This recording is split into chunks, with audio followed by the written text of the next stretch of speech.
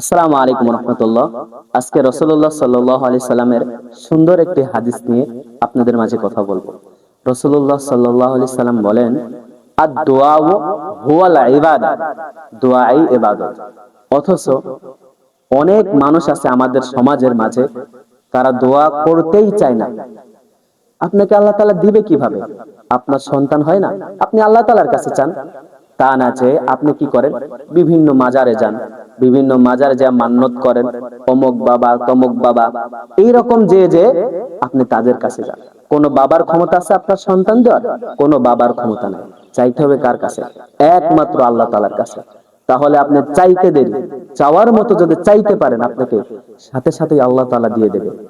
এই কারণে রাসূলুল্লাহ সাল্লাল্লাহু আলাইহি সাল্লাম বলেছেন, আদ-দুআউ হুয়াল ইবাদা, দোয়াই ইবাদত। বেশি বেশি আল্লাহ তাআলার কাছে চাইতে হবে। আমাদের যত সমস্যা আছে কেন, একমাত্র তার কাছেই বলতে হবে। সব সমস্যার সমাধান করে দেবেন আমার আল্লাহ তাআলা।